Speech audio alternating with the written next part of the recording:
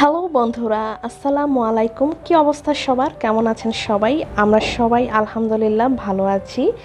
তো আজকে সালমানের জন্মদিন, তাই সালমানের জন্মদিন উপলক্ষে আমি একটা পেস্ট্রি শপে চলে আসছি। সালমানের জন্য আজকে জন্মদিনের বার্থডে কেক নিয়ে যাব। সালমান যেহেতু চকলেট কেক অনেক পছন্দ করে, তাই ভাবলাম সালমানের জন্য একটা চকলেট কেক নিয়ে যাই। সালমান দেখে অনেক খুশি হবে। তো আমি একটা পেস্ট্রি শপে চলে আসছি আর আমি তাদেরকে বললাম কেকের উপর কিছু লিখে দিতে। তো আমি যেটা বললাম তারা সেই অনুযায়ী কেকের উপর লিখে দিচ্ছে। তো হঠাৎ করেই হুটহাট করেই প্ল্যান হয়েছে সালমানের বার্থডে করব। আগে থেকে কোনো প্ল্যান প্রিপারেশন কিছুই ছিল না, যেহেতু কয়েকদিন আগেই কোরবানির ঈদ গেল, কোরবানির ঈদের অনেক ব্যস্ততা ছিল, তাই তেমন ভালোভাবে প্ল্যান প্রিপারেশন করতে পারিনি। জাস্ট ছোট্ট একটা অ্যারেঞ্জমেন্ট ছিল।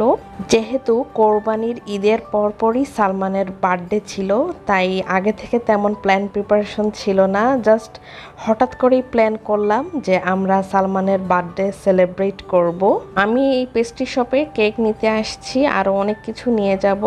তো আমি এখানের কাজ শেষ করে বাসায় গিয়ে আপনাদের সাথে ভিডিওটা শেয়ার করব। তো সালমানের পছন্দের চকলেট কেক নিয়ে নিলাম। সালমান এই চকলেট কেক দেখে খুবই খুশি হবে, যেহেতু চকলেট কেক তার অনেক পছন্দ। আগে থেকে কোনো প্ল্যান প্রিপারেশন কিছুই ছিল না, হঠাৎ করে প্ল্যান হয়েছে। তো ভাবলাম যে সালমানের জন্য চকলেট কেক নিয়ে যাই। তেমন কিছুই না, জাস্ট ঘরোয়াভাবে ছোট্ট একটা অ্যারেঞ্জমেন্ট ছিল। আমরা নিজেরা অ্যারেঞ্জমেন্ট করেছি ঘরোয়াভাবে। সবাই আমার সালমানের জন্য দোয়া করবেন, তাকে যেন ভালো মানুষ হিসেবে গড়ে তুলতে পারি। তো আমি এখানের কাজ শেষ করে বাসায় চলে যাব। যেহেতু ঈদের পরপরই সালমানের বার্থডে ছিল, তাই হঠাৎ করে প্ল্যান করে আসা, মানে যেই দিন সালমানের বার্থডে ছিল সেই দিনই এই প্ল্যানটা করেছি। তো আমি কেক নিয়ে বাসায় চলে আসছি, আরও অনেক কিছু নিয়ে আসছি, আপনাদের সাথে শেয়ার করব। তো এই হচ্ছে সালমানের বার্থডে কেক। কেকটা কেমন হয়েছে অবশ্যই কমেন্ট করে জানাবেন। সালমানের পছন্দের সব কিছু নিয়ে আসছি। সালমান যেটা যেটা খেতে পছন্দ করে, এটা হচ্ছে পিৎজা। সালমানের পিৎজা অনেক পছন্দ, তাই তার পছন্দের পিৎজা নিয়ে আসলাম। সালমানের পছন্দের সব কিছু নিয়ে আসছি, যেহেতু সালমানের বার্থডে সেলিব্রেট করব আমরা। জাস্ট ঘরোয়াভাবে সিম্পল ভাবে আমরা নিজেরাই সেলিব্রেট করব। এটা হচ্ছে রসমালাই, সালমান মিষ্টি খেতে খুবই পছন্দ করে। এটা হচ্ছে নান, তারপরে কাবাব নিয়ে আসছি, চিকেন ফ্রাই ছিল, মানে সালমানের পছন্দের সব কিছু ছিল। তো আমি জাস্ট ঘরোয়াভাবে অ্যারেঞ্জ করেছি, তেমন বেশি কিছু করতে পারিনি, যেহেতু হঠাৎ করেই প্ল্যান করেছিলাম। মানে যেদিন সালমানের বার্থডে ছিল সেই দিনে এগুলা করা হয়েছে, একই দিনে, তাই ভালোভাবে তেমন কিছু করতে পারিনি। তো সালমান যেটা খেতে পছন্দ করে তার পছন্দের সব কিছু আমি নিয়ে আসছি। আমি বাহিরে গিয়েছিলাম, তো কেক নিয়ে আসলাম আর এগুলো নিয়ে আসলাম।